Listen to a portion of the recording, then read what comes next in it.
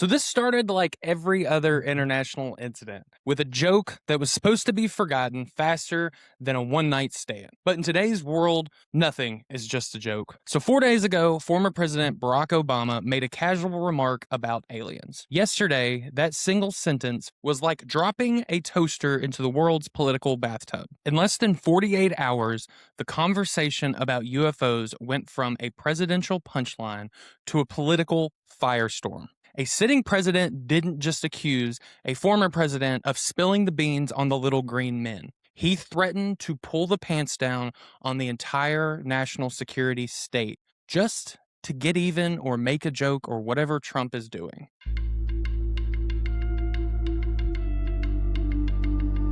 So on February 15th, 2026, former President Barack Obama is on a podcast. Are aliens real? They're real, but I haven't seen them, and they're not being kept in, what is it? Area 51? Area 51. There's no underground facility, unless there's this enormous conspiracy, and they hid it from the President of the United States. What was the first question you wanted answered when you became president? Where are the aliens? Where are the aliens? Near the end of the podcast, the host hits him with the question on everyone's mind: are aliens real? And Obama responded instantly: they're real, I just haven't seen them. He's clearly goofing, explaining that there's no secret alien bunker underneath Area 51. And then he joked, and I quote, unless there's this enormous conspiracy that they hid from the President of the United States. You know, the President of the United States, the guy with the frickin' nuclear launch codes to end the world. In this chronically online hellscape that is 2026, that clip spread faster than herpes at a frickin' college frat. Headlines everywhere were basically saying, Obama confirms extraterrestrials are real, and they live in your frickin' attic. So realizing he had started a firestorm, the former president logs onto Instagram to do a little bit of damage control. He essentially gives a science lesson on aliens in space, essentially saying the universe is big, life is likely, but space is a bitch to travel across, so don't expect a ride on the mothership anytime soon. He swore he never saw squat. It was that straightforward of an explanation, and on any other week, that would have been the end of it. But this story was about to get a spray tan and a brand new set of golf clubs, baby. See, reason and logic don't matter when the story reaches its final boss. On February 19th, aboard Air Force One, reporters asked President Donald Trump about Obama's comments. Barack Obama said that aliens are real. Have you seen any evidence of non-human visitors to Earth? Well, he gave classified information. He's not supposed to be doing that. You know? So aliens are real. Well, I don't know if they're real or not. I can tell you he gave classified information. He's not supposed to be doing that. Well, if the president can declassify anything that he wants to, so Well, if you maybe I'll want to get make him out an of trouble. announcement. I may get him out of trouble by declassifying. His response turned a pop culture moment into a national incident. On Obama, Trump said, he gave classified information. He's not supposed to be doing that. Trump shot back, offering no proof, just pure uncut grade A political smack talk. He made a big mistake, and I may get him out of trouble by declassifying. That isn't just a stunning statement. That is essentially weaponized insanity. That's what this channel lives for.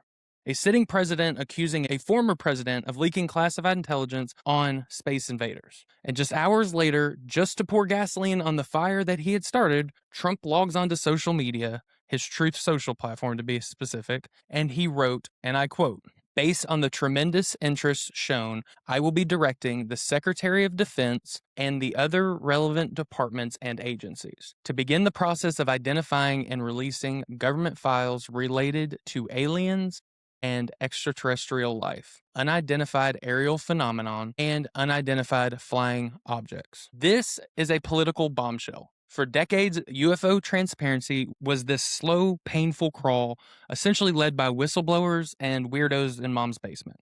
But now the entire subject is being used like a shiv in a frickin' prison brawl.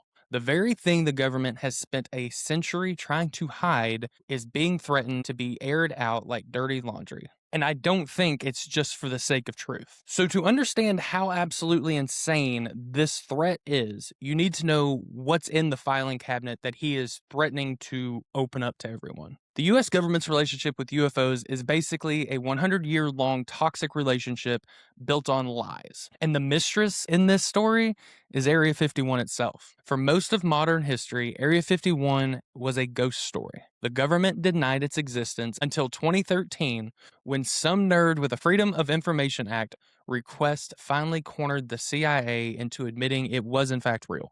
Declassified files showed the site was built in 1955, but it was not for aliens. It was a top secret sandbox for building badass spy planes like the U-2, the A-12 Oxcart, and the F-117 Nighthawks, because we like to piss off the Soviets back then. All of that secrecy wasn't just about hiding Alf's cousin in the freezer. It was about hiding cutting-edge American technology from the Russians. It was always about hiding our secrets, not their secrets. But the kicker is the government's addiction to secrecy created a vacuum of information so massive the public just filed it in the same file as aliens. That deep-seated distrust is exactly what makes Trump's threat the political equivalent of a dirty bomb. All right, so before we get into what declassification would actually look like, I have a quick message for you. If you're enjoying this descent into the political side of extraterrestrial madness, please like the video and subscribe. Make sure to hit the notification bell so you are immediately alerted when we drop our next video or when the mothership finally lands, whichever one comes first. So what does declassification of these documents actually look like? Does a UFO land on the White House's front lawn? Probably not. So we can look at Project Blue Book for maybe an example. This was the Air Force's 18-year study of UFOs, and when they finally dropped these files detailed over 12,000 sightings, but nearly all of them were explained away as jets in testing, weather balloons, or a flock of birds doing something like having a seizure in the air. But 701 cases remain unidentified. They released the data, but the mystery just made everyone more paranoid. So then you fast forward to today with the Pentagon's UAP office, AARO. We've gotten the famous Navy videos, the gimbal, the go fast, and the tic tac. These are real declassified releases. The government officially admits, yep, our multi-million-dollar jet fighters and the best pilots in the world saw some weird shit doing some impossible physics shit. So you're starting to see the pattern here. In every single official release, the conclusion has been the same. The weird phenomena is real, but there is no proof of alien technology. So historically, declassification has meant more redacted paperwork and not little green men in handcuffs. So look, Trump's statement puts us at a fork in the road. It moves us past the slow drip of information and presents a truly binary choice. There are only two ways that this can go, and I'm going to call these Lane 1 and Lane 2. Lane 1 is the realistic, more of the same bullshit path. This is the kind of declassification we've seen before, very recently too. But this is going to be essentially on meth. If the order is followed, we'd get a metric fuckton of new reports, military encounter records, and old Cold War files. It would be a huge win for the transparency nerds like me and yourself, proving the government has been taking this seriously. But it would be carefully curated. They would protect their sources, methods, how their spy satellites work, how radar systems work, like a mother bear protecting its cubs. The result of this would be a mountain of new data on the unidentified, but still no confirmation of extraterrestrials themselves. And then there is Lane 2, and this is the extreme holy shit they're telling the truth lane. This is the scenario at the heart of the entire UFO mythos. This isn't just more grainy videos of Tic Tacs flying across the ocean. This is the release of documents confirming the recovery of non-human craft, evidence of non-human biologics, memos detailing a cover-up so vast it would make Watergate look like a parking ticket. If documents confirming non-human biologics are released, that's not just a news cycle.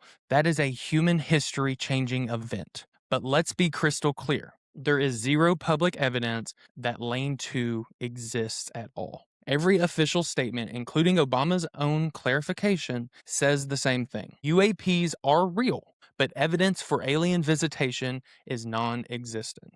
The entire history of the government secrecy can be explained by good old-fashioned human paranoia about protecting our own technology, not alien technology. So yeah, that's the clusterfuck we're currently in. We're caught between a former president's dad joke and a sitting president's, one-upmanship, I'm not sure. A directive that could either change the world or give us the biggest nothing burger in history. This is a political firestorm that is revealing a powerful, powerful truth. The UAP topic is no longer just for weirdos in their parents' basement. It's a loaded shotgun sitting on a coffee table of American politics, and Donald Trump just showed everyone he's willing to fire that shotgun. Obama's joke was the match tossed on the gasoline-soaked floor, but President Trump's directive is now out there. For now, this is just angry typing on social media at night. We do not know if it will lead to lane 1 or lane 2, or if it will just get quietly buried once the political dust settles. But the seal may have been broken.